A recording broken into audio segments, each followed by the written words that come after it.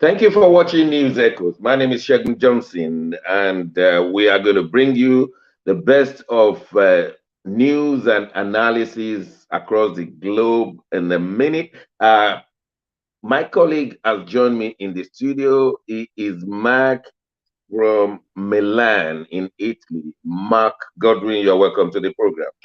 Good morning, sir. Dr. Shagun, it's good to be here again. Yes, so many things to discuss today, Mark, and we are hearing the fallout from Russia-Ukrainian war.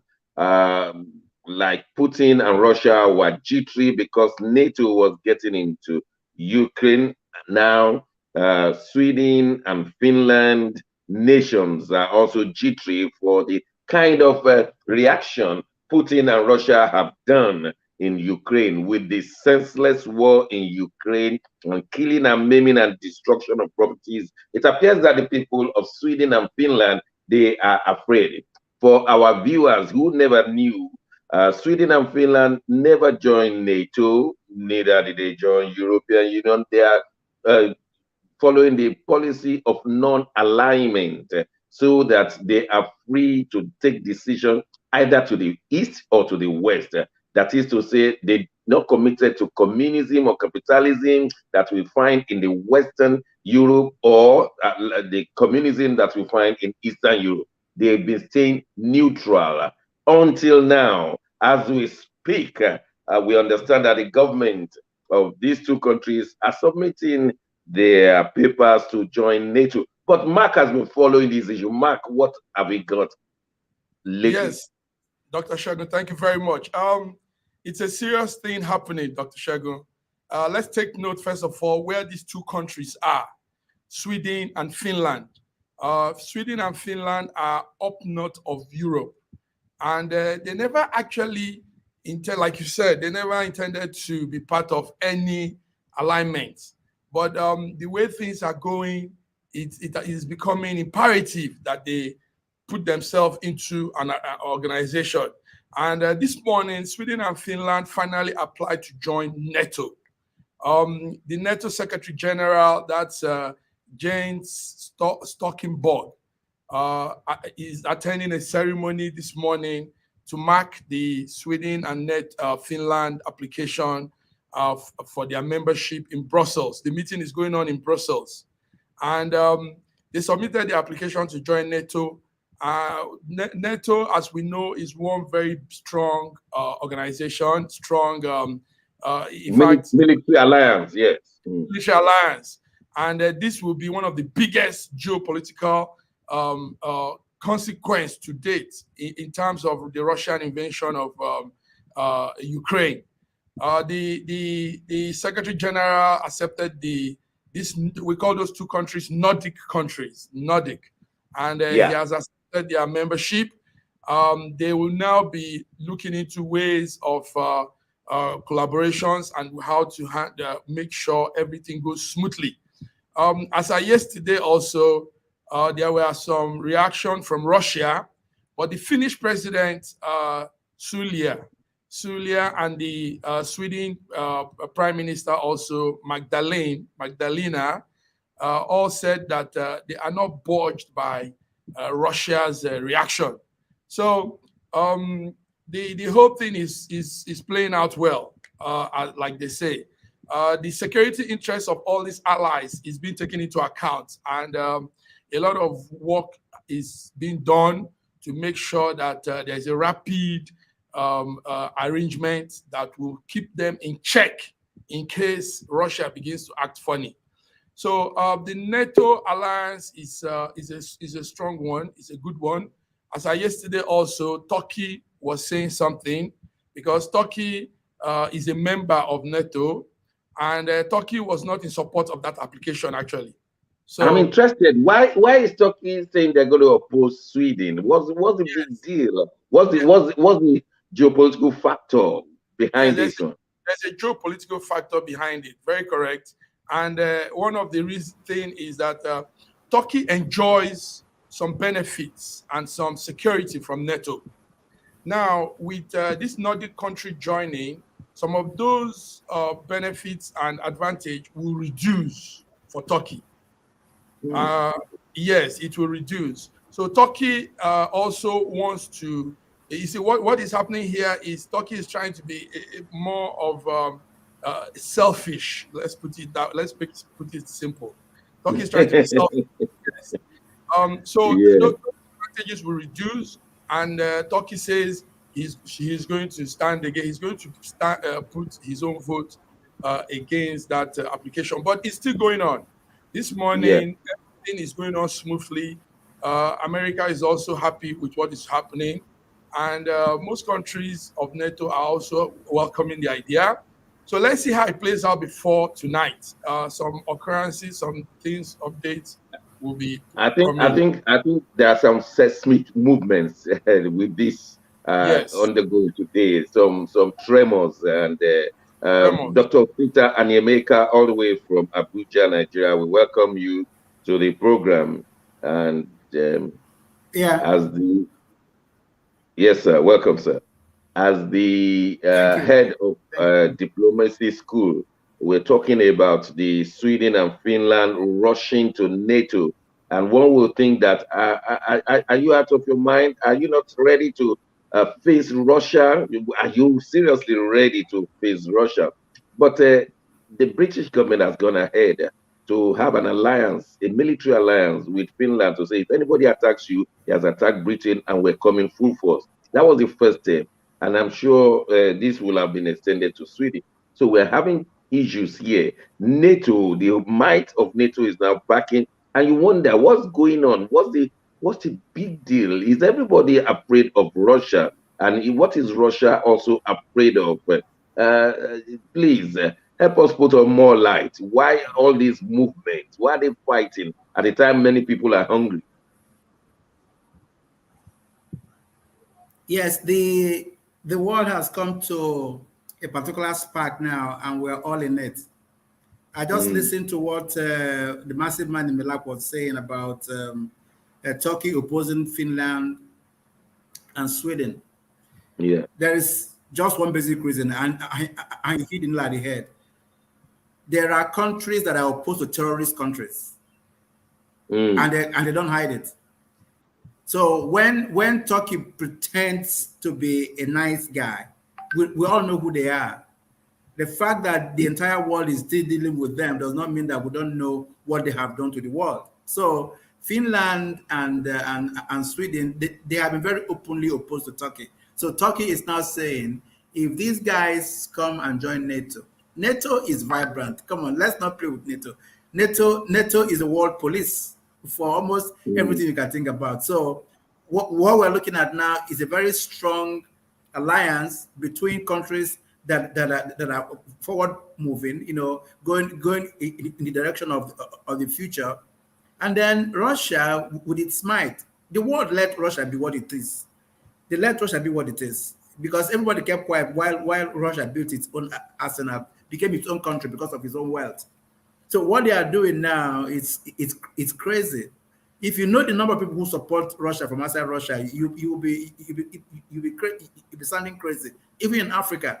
But fortunately, Russians themselves don't support Putin because there's going to be riot very soon. Members of his cabinet are taking steps one after the other. Unfortunately, there are secret gains out of Russia in the pockets of African leaders that we can't even afford to say a word about how we feel about Russia, no matter how badly we feel about Russia. We cannot have only you and I, can do what we're doing now because boldly we're independent and we are fearless.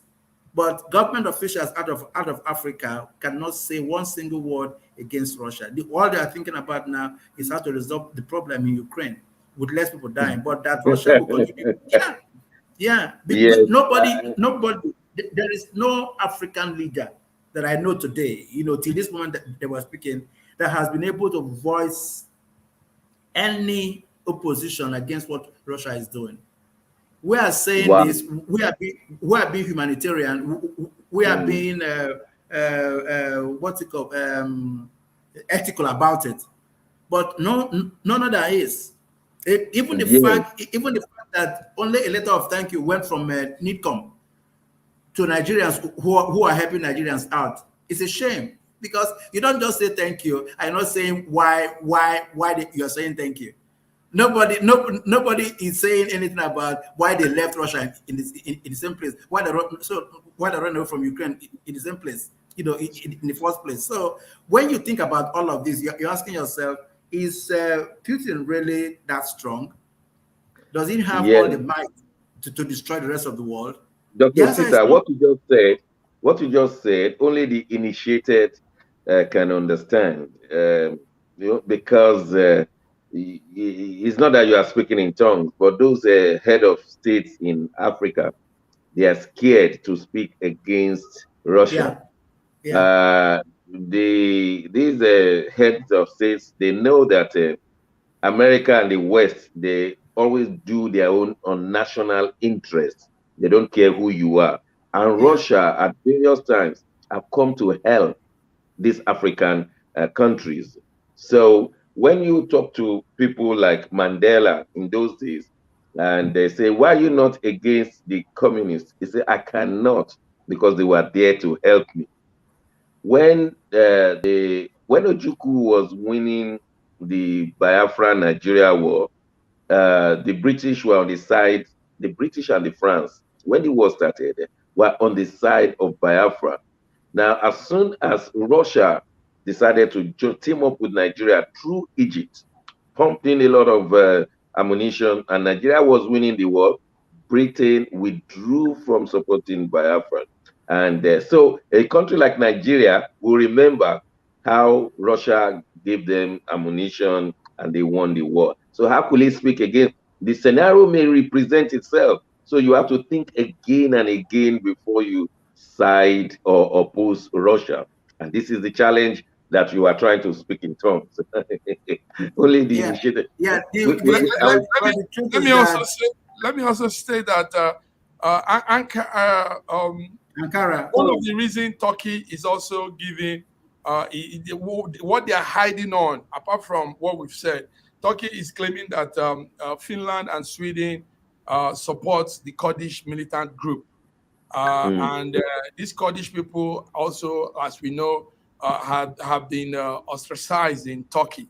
So they are hiding under these guys, but the real thing is they don't want Sweden and Finland to enjoy some of the benefits of NATO. Or to share some of those benefits.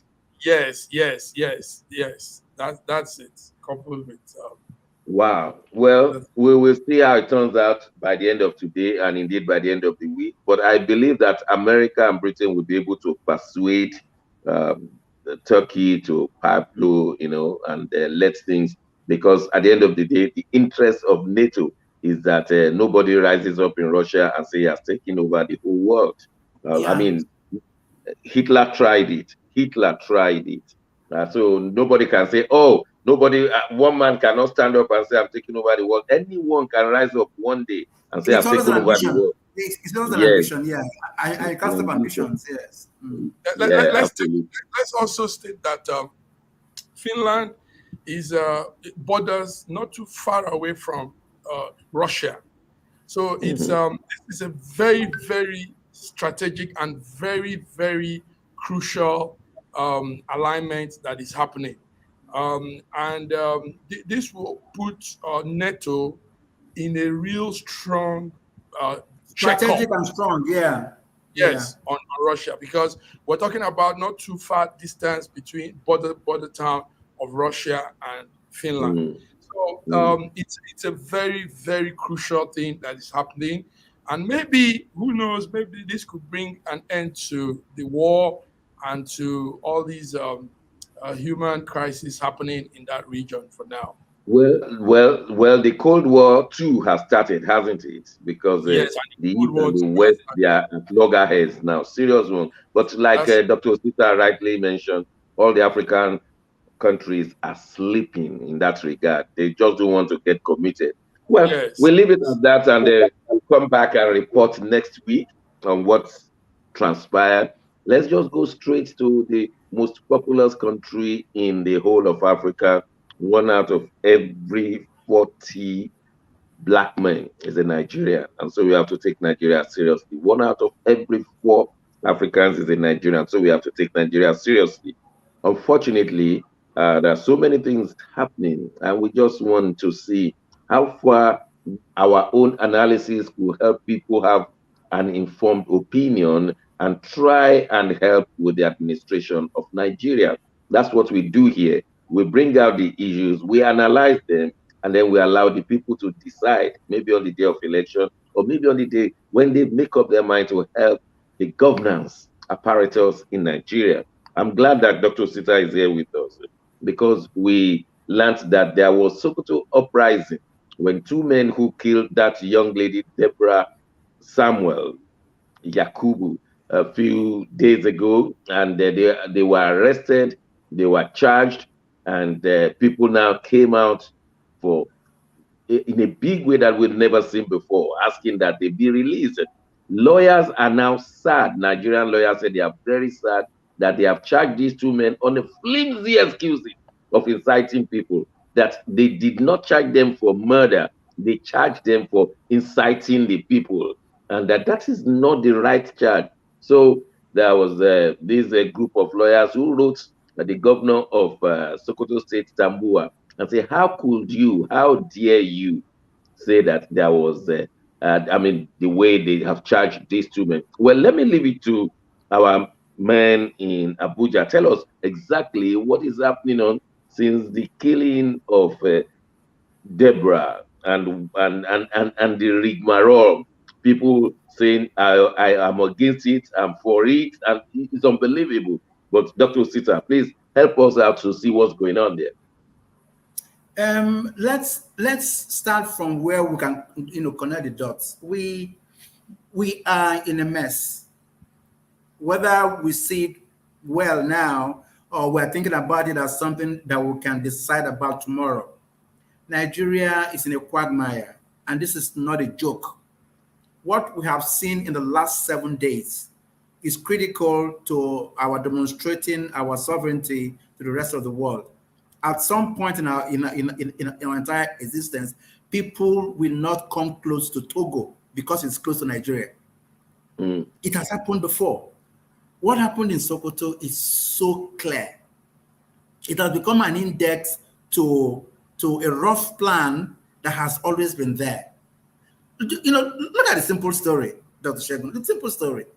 A child is in school, independent of academic freedom and everything else, just add a point of view about something, and then the issue now is, how do we respond to her issue because she said something that was to be of benefit to everybody?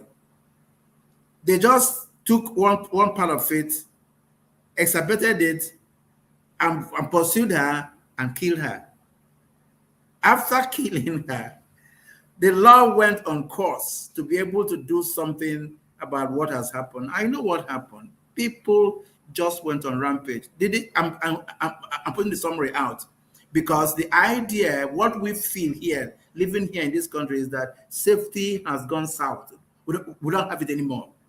We are on the other side of the fence, and we are fighting for our lives now. Because, listen to this, in Abuja here, neighbors are already fighting themselves. Wow. In some parts of the slums, yes, they are asking themselves questions. Okay, so you say, we know if you talk about our religion, what was religion we could talk about? Next door neighbors now are creating problems for one another. People who used to see themselves as neighbor good morning, they have kept quiet. They are becoming silent. In the metropolis of Abuja, federal capital. So if it has gone to that point now where people are beginning to keep silent, it's brewing. It's brewing because the issue is no longer what happened in Sokoto. The issue is no longer what the governor said. The issue is no longer what the mullah is telling them to do about blasphemy. The issue is that the country is gradually going into a silent war that might take people. And these young boys in the south now are saying that they are going for vengeance. Vengeance for wow. Yes. A northern Muslim killed a northern Christian. the issues remain that, because that's how the law will say it. But as soon as the hoopla started, these Northern Muslims hit the market, attacking Igbo markets, Igbo market stores. Okay, let me stop you there. We have a clip. The studio will show us a clip, and then I'll call you back to take it from there. Look at this clip.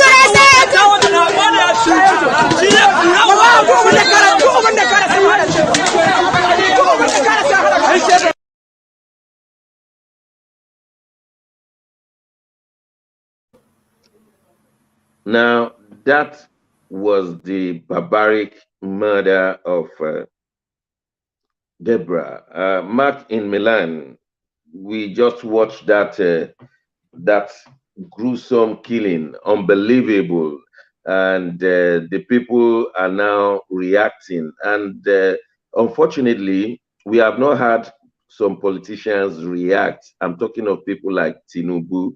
Atiku was against it, then quickly pulled down his Twitter page and brought out some mellowed paper. So what are the leaders saying right now? You see, big brother, we are in dangerous times when leaders see political office more than human life. You know, they are all trying to play the smart game of not making any utterance because nobody wants to be nailed with their statements. But this is wrong. We're talking of human being killed in this barbaric way, and they are thinking of their office, what they want to run for. Can you imagine this, big brother? So it's a sad one, and this shows how low mentality, how low reasoning the Nigerian politicians are. Because if it were in the West, this is an opportunity to show your ideology, what you stand on, what you believe in, and what you're made up of. You know, this is a very good campaign. Let me ask you this particular one. Are people who are really, really contending for the leadership, presidency of Nigeria? I'm talking of Bola Ahmed Tinubu. Why has he not said one statement? And he wants us to believe that he could be the president. He doesn't want to jeopardize his office, his running, his participation. Then he's not a leader. He's not a leader. If people are being killed in your country and you are keeping quiet. Can you imagine, big brother? This is sad. Then Atiku made some comments in the initial stage, and probably some people came and said some things to him, and he took down all the statements in every of his platform, Instagram, Facebook, Twitter, everywhere. He took down that statement. So it's a very serious thing we have at hand. The leaders don't really care for the masses. The masses is not what they are interested in, the citizen. It's just the office. That's what it means. Because if somebody like this girl has been killed and nobody is saying anything and everybody is speaking by the corner of their mouth, you know, they don't want to really hit the nail on the head or say anything too controversial, then we should really think of who these our leaders are, so-called leaders are. Thank you, Mark. Dr. Osita, it simply means that whoever becomes the president of Nigeria in 2023, when these gruesome killings come, they will just keep quiet. I mean, this is what they have done before they become the president. So why should we expect that they will do better when they become president, Dr. Osita? We've not heard from Ashiwaju, we've not heard from some key people, and even Atiku, who is neither here or there. Massive in Milan hit the nail on the head. Let's not joke about this. Dr. Johnson, if you are here and you feel the air, you see what we are seeing. If you touch our atmosphere now, it is rough, it is slimy, It stains our atmosphere everywhere in the country now. It stains your fingers because it's dirty. Dirt in the sense that everybody is scared to face facts. So the whole place is gloomy. You are talking about our so-called leaders. The only people who are raising a voice now are the careless Christian leaders, and this is the Catholic Church. This is just the Catholic Church alone. Deborah is not Catholic. She was not Catholic, but Hassan Kuka has been threatened to die this year. Wow! But he's standing up there saying to them, "Kill me now, kill me tomorrow." But the fact is that I will stand my ground to say this is where we should be headed. We should be headed towards peace. What you guys are doing is wrong. If he can say that, all alone, without guns, without arms, without police escort, what is wrong with our so-called rich politicians who are going all over the place in armored cars? Just raise a voice to say, why are we doing this to our people? Let's even have a country to govern, because without this now, there might be no country to govern next year. I'm telling you this, there might be no Nigeria to govern next year. The way things are evolving now, Sokoto far away at the borders is affecting life in a place like Ogoja. Yes. That is the issue. That is the issue. Everybody in Bomadi, in Burutu, in Patani, they're all talking about Deborah. It's no longer Chippewa girls. This is a mother for the nation. There was a country, and that country now is in reverse. So unless these people who are keeping quiet now say something, fix this, there'll be no country next year to govern. That's the issue. But you can't see it now because private personal ambition, they're all spending money because they're thinking that in the first 6 months of governance, they will recoup it, make it 10 times above it, and then begin to fly. Everybody paid 100 million because they are looking for office. Office, maybe vice president, maybe minister, because they know they have to do something. So they don't want to rock the boat. What kind of country is that? Do you know that you can become the next president of Nigeria next year, but you simply become the president of the Nigerian Army, of the Nigerian Navy, of the Nigerian Police Force, without becoming the president of the country, because there is no country you are governing. You are just the commander-in-chief over the agency. Yeah. You are just in charge of agency. You are not in charge of the country. The country is made up of a geographical area. Even now, Dr. Shegun, we have so many countries now. No, let's face facts. You live in a country where somebody's talking about Yoruba nation, Igbo nation, Biafra, yes. Are you proud to identify yourself as leader of that kind of country? Because you have failed. There is no president that has been like this anytime. And the citizens cannot travel as they like within that same geographical area. A state is defined by a geographical entity with a definite boundary. But we don't have that boundary in Nigeria anymore.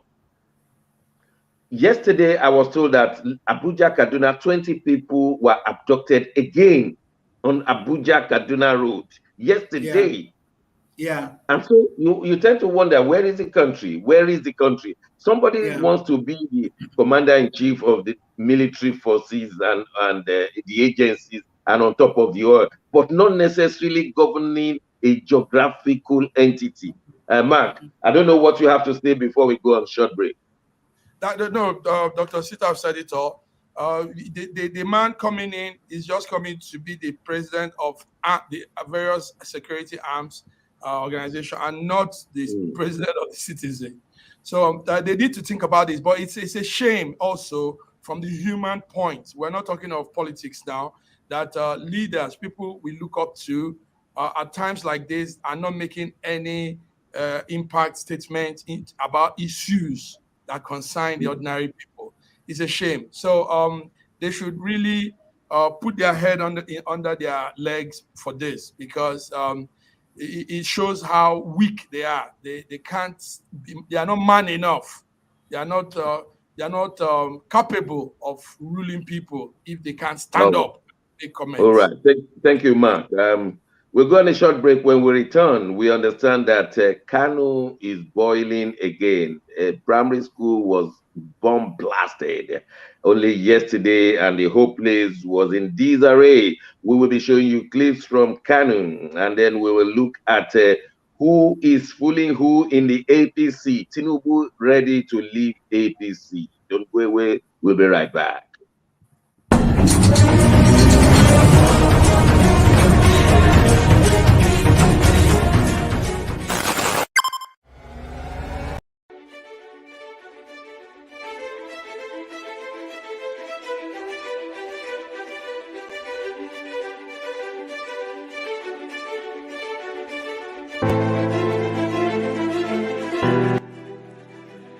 Hi there, I'm Mary Keurig, and I am a businesswoman in the United States, but I'm also the Global Content Vice President for the Sub-Saharan Open University in Nigeria.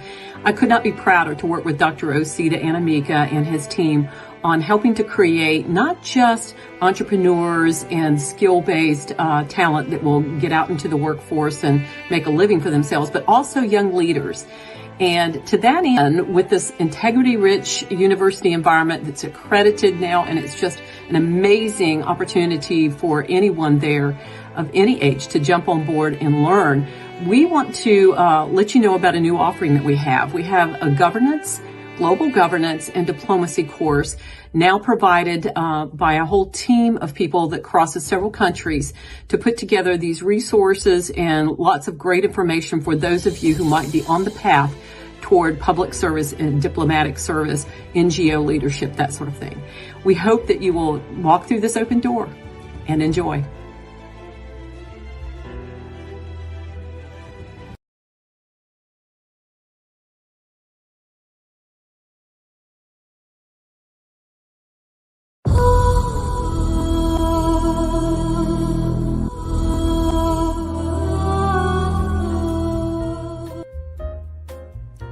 When I wrote the book, The Final Solution, the Lord gave me some things in the spirit realm to see going to happen here. And that is why you need to get a copy of this book, not because of the purchase, but because of the contents.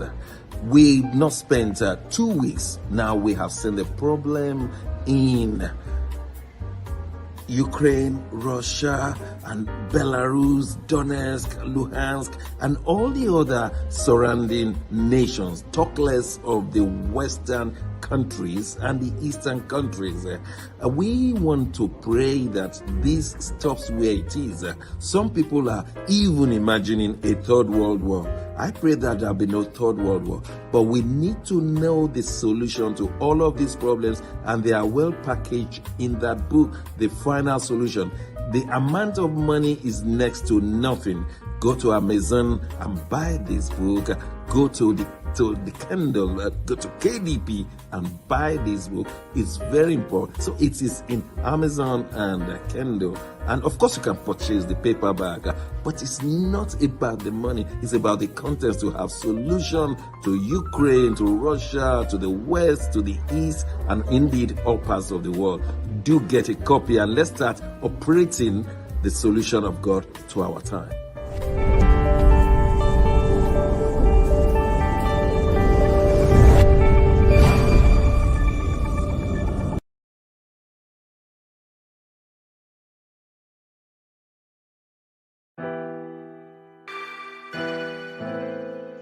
Schengen Story magazine is an African international bi-monthly magazine based in Milan, Italy, and founded in 2016. The publication focuses on personalities, fashion, style, entrepreneurship, and culture for Africans. Though articles on food, movies, fitness, music, travel, sports, technology, and books are also featured. Our lives full of best stories. A lot can happen in a month. Expand your mind, change your world. Get Schengen Story magazine's full editions. Celebrate an Africans make an impact. Read better, the inside story. Your fashion magazine for a better lifestyle. Inspiring stories for you. Your monthly dose of entertainment. A better mind keeping you updated. hashtag Schengen Story Magazine. Get Schengen Story Magazine full editions.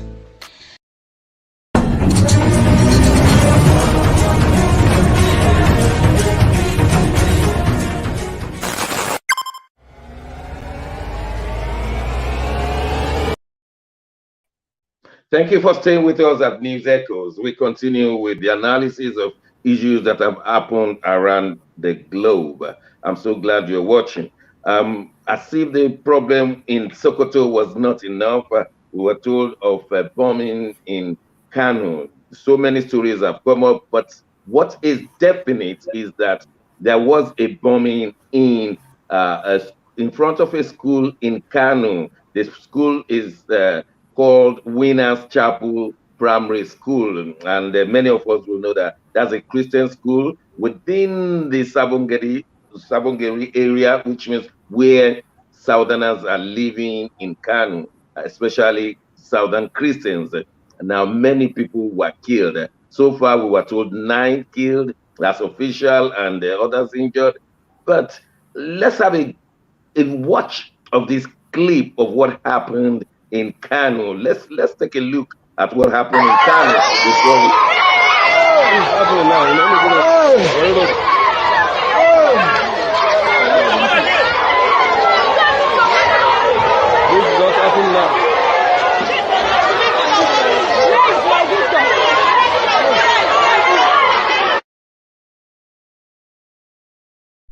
Now, that is how far we can show you. There are some gruesome parts that we have decided to edit out, where we saw bodies of people lying on the floor. Dr. Sita, you live in Nigeria. Please tell us more. What happened in Kano yesterday? Well, anger.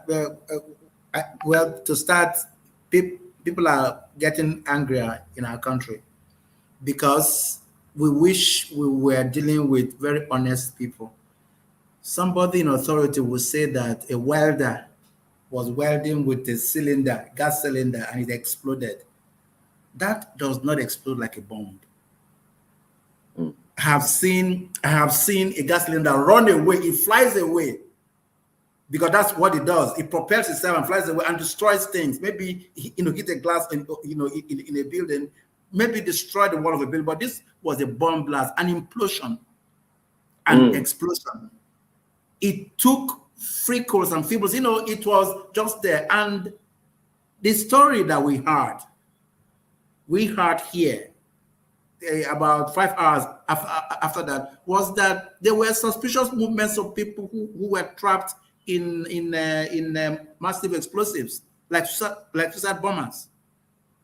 So if they were targeting a Christian school, and the idea was to go there and do what they want to do, it was already premeditated. So it was planned to happen. And it happened, and there are stories now being told about it that makes us look so unintelligent. Why? Okay, you want to make a statement. The statement happens, you are dilly-dallying about it. Why not come out straight to say, my name is this, I belong to this group, and we're responsible for that bomb blast. That is what you should do, so that we know how to follow it. But now, many stories are coming up, and the law enforcement agents they are backing up these stories, making statements from the top echelon, making statements that are so rude and insulting. It doesn't make sense. People are dead. Let's take the chance to mourn them, give them the truth about the event, and then honor their spirit and their souls, and ask God to to repose. I mean, what kind of country can we be talking about in Sokoto, Kano, maybe before the end of the day, some other cities, maybe somewhere in Abuja here, maybe next door to me here even. I don't get it. Okay. We don't get it. Mark, here we find ourselves again. How do you copy in Milan? How we copy is what the doctor just said. It also doesn't show the law enforcers to be smart. I mean, how can the police officer lying? That's a very cheap lie. We see the magnitude of that explosion. Gas explosion doesn't go that far. It's not like this. Also, gas sometimes comes with some smoke. You see some smoke, some flame. None of this was that. So the man talking, the police inspector for Kano speaking, was just speaking with the tip of his mouth, and everybody could see that he wasn't giving the accurate information. And it's not a good one. There are deaths as at now, like you said, Dr. Shegun. It's 10 people. Wow. But more people will be gone by tonight because there are many people in very critical conditions in the hospital. And the sad thing now is the little students, the little kids. I mean, you send your baby to school, nursery school, primary school, and now they are a target for destruction. So where does all this take us to? And it's mostly education. You see, the education becomes a point of target, and it's not a good thing a country to have these educational facilities, educational centers, and it's always a target for destruction. Because what we are trying to say now is people should stop going to school. People should not be enlightened. People should not be educated. And we're heading for doom with that. That's what Deborah's parents said. Deborah's parents in Sokoto said our children are no longer going to school. Many schools are shut in Kaduna. Now people will be afraid to go to schools. And let's just face it, the Hausa Fulani are the most retarded in education all over the world. There is statistics. The Almajiris don't go to school, and the Nigerian statistics is very straightforward. So I'm not even saying something I don't know. I'm saying something that statistics have shown that the highest number of people moving away from education, the Hausa Fulani, and now they want to keep others from attending. I think that's the saddest part of it all. And when especially the Nigerian government has made it easier for the Hausa and Fulani children to enter the federal government colleges with 2 points, whereas people from the South, you have to enter the same college with about 140 points.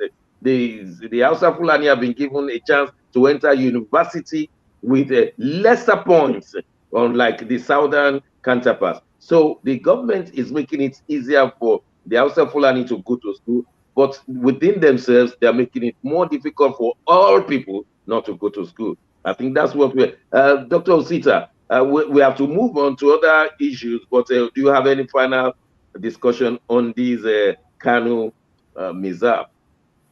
Yes, just one point. Let's stay the course on healing, but also let's be smart about where we are at all points, because it is real now that anything can happen to you anywhere in this country. Wow, that is deep. And that shows insecurity every corner of the country, not just in the north. No, anywhere. Well. We just have to move on because we have so many issues to discuss today. Let's discuss 2023 Nigerian politics. It appears that the APC is having a lot of trouble. They are very successful in the electorates in the last 8 years among the electorates. But now, you could see how many people have paid in. At the moment, there are 23 people still vying to be the president of Nigeria through APC. We understand 8 from Southwest, 8 from Southeast, and 4 from the North. South, I think they're bringing about 4 as well. And so, but the most prominent we want to look at are now Tinubu, Lawan, Ahmad Lawan, that's the Senate president, Yaya Bello, the governor of Kogi State, and possibly Amici. Those are the 4 major people that are being considered seriously. And the reason why we are saying this is because of the primaries of APC. Well, for those who are watching for the first time, this is how the APC will choose their candidate, their presidential candidate. 3 from every local government. That's 3 times 774 local governments, plus other designated delegates. That is, with the new law passed by the National Assembly, sent to the president for assent, then all senators, all legislators, they will be able to vote along as well.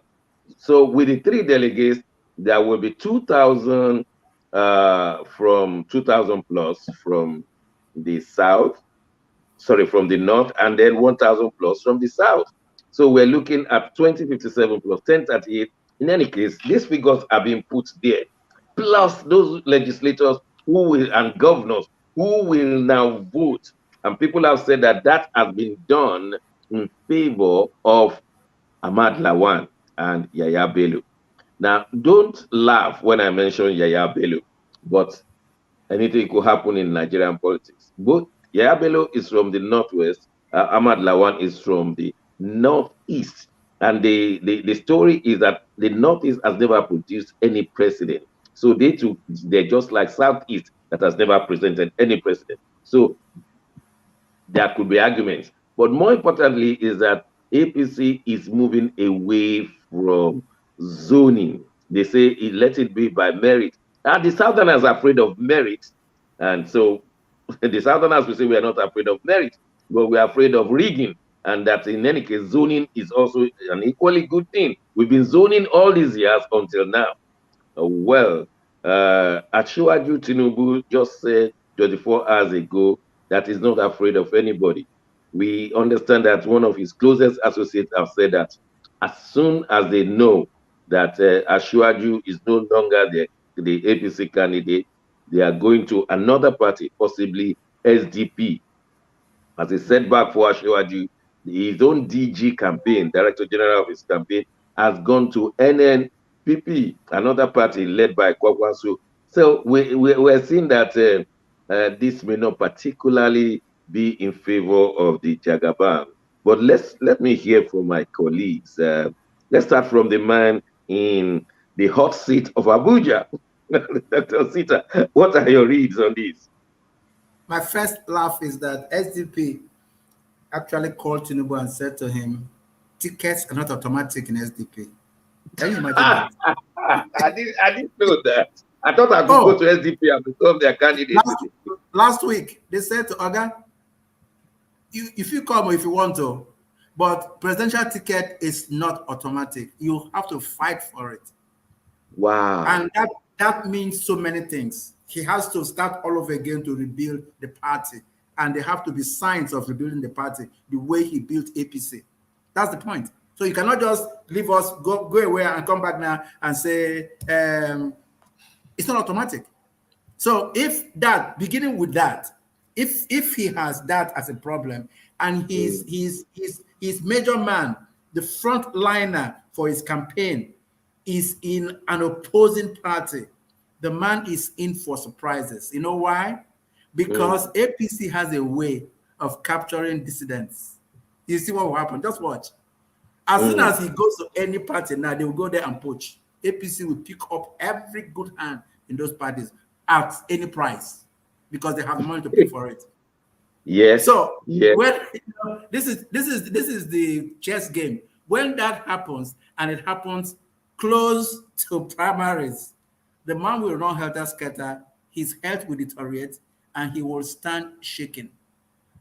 And June 4, June 4 is the last date you must submit your presidential candidate to INEC. And nothing can shake. That is sacrosanct, isn't it?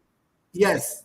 Just a couple of days away. So if that's what I'm saying, as close as it is now, all the run around and run about whatever he wants to do creates more confusion for him and creates more playing field for APC.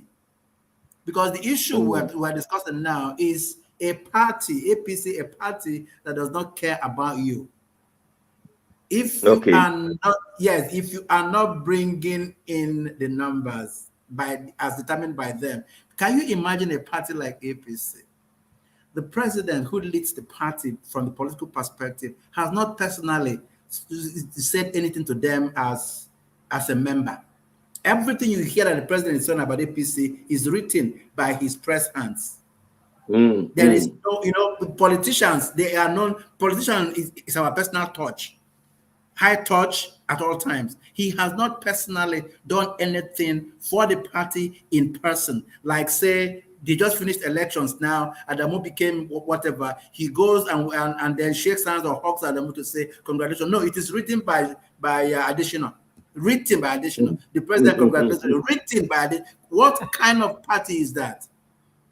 If you keep asking yourself at all time, we are being led by these people. Okay, let me ask Mark. If APC refuses to bring up Jagaban as their presidential candidate, will the heaven fall? Will Nigeria break into Odua nation immediately and Biafra nation? Will the heaven fall at all? No, Doc. No, life goes on. Are you serious? It looks like heaven will fall. The way I'm looking at it.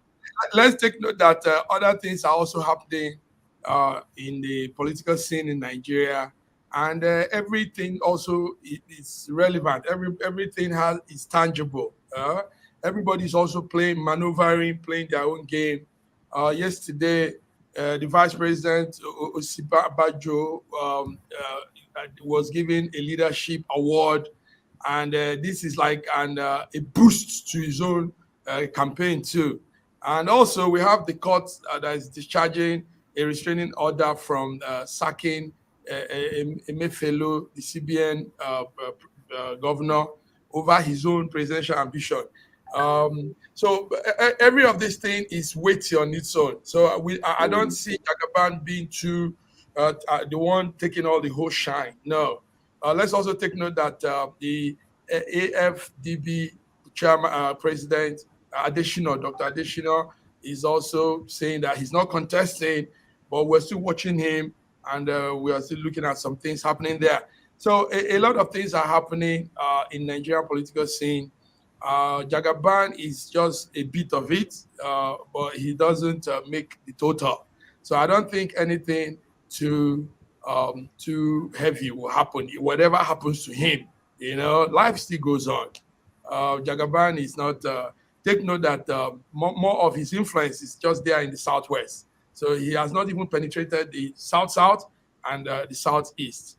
And with this new delegation system, where 2057 have been given to the north and 1038 to the south, and they will all have to vie for it from the south, and of course try and poach from the north. I think it's not in his favor at all, is it? Yes, it's not in his favor at all. So I see some real interesting things happening. Yesterday, I was watching Oshomole talking about Fayemi, and I see so many confusion too. These are our people. These politicians they are Confucianists, and they are confused themselves. So a lot will be playing out. We are watching them. I think Oshomole, through that statement, wanted to destroy Fayemi's little base, that he's a fraudulent man and the rest, and he wanted to pay him back. And but then, you see, they are Osita, these people have a way of distracting us from the main issue, isn't it? So none of them is telling us what they will do in 2023, but they're only telling us about themselves. It's my life ambition. Tinubu yesterday said, I will rule Nigeria before I die. That's what he said. I mean, but they're not telling us what they will do. Somebody even said that if the Senate president becomes president of Nigeria, he will go and sweep the floor. Okay. See that one too. It is one of the worst things you can ever hear. Can you imagine? Somebody who was the presidential candidate is saying that, and Nigerians hear it, other people hear it from outside the country. What you just said now, Dr. Johnson, is exactly what it is. None of them has a plan. So why would they give what they don't have? They can't give what they don't have. They don't have a plan. So why would they come and stand up to tell you, I'm going to do this, I'm going to do that, when they don't have that in their portfolio? There is nothing. So all they want to do. One question I want you to answer only in 1 minute, and I want Mark in Milan to answer it in 1 minute. The ASUU incessant strike, is there an end to it or not? Somebody said ASUU strike is a carryover. Every year they carry that cause over. Will that cause be passed this year? in Nigeria as is, no, it will never end. The only Nigeria that will see no ASUU strike is a Nigeria that is thinking about Nigerians. This we are talking about it now already. Now this Nigerians are thinking about Nigerians. Everybody wants to do something personal. You can imagine the kind of consciousness with which somebody is stealing 80 billion, and he's a principal officer supposed to be the custodian of the country. Absolutely, principal officer of the country. That's what I'm saying. Mark, tell me, you went to the university system in Nigeria, you went through it, and these ASUU strikes continue again and again and again. You didn't say an end to it, or say that appears not to be an end. No end, sir. Take note that the stakeholders of ASUU don't have their children in the universities in Nigeria. So wow. They can afford, you mean the children of Buhari did not school in Nigeria? I mean, the stakeholders, I'm not mentioning names. There are many. I'm mentioning names. I'm mentioning names because he's the president of Nigeria. Did his children, his girls, did they study in Nigeria? I'm mentioning names. The stakeholders, we all know, they don't have interest in Nigeria. So they can afford to cripple ASUU. They can afford to do anything they want. Meanwhile, this is still what Dr. Sita was saying. We are making an error. The future. We're talking of the future of Nigeria. That playing with the future of children, of youths, of the people that will be the future. Can you imagine? The government has no concern about that. It's a serious thing. It's a serious these people thing. you are talking about, starting from President Buhari, they don't take their medication in Nigeria. They go abroad for their healing processes and procedures. Their children don't school in Nigeria. They travel abroad for them. So why should they care, Dr. Sita? Why should they care? It doesn't affect their family. Even the wife of the president is residing outside of the country. Absolutely. I was just going to say that the issue is very simple. You call somebody a stakeholder if he has a stake, if he has a skin in the game. They're not even stakeholders anymore. No, they're not. But they are the one making policy. They're just there by name. No, I understand you. Massive. I understand. Yes, I understand you too. Yeah, they are there by name, and then they justify the money they are stealing from government by just answering those names. But they are not here in spirit. They're not here. Their children. I know a military general who, for every time he steals money, he buys a golf course abroad. He doesn't even invest it in Nigeria for people to earn money out of it. Yes, people, I know that man too. Okay. I'm not calling names.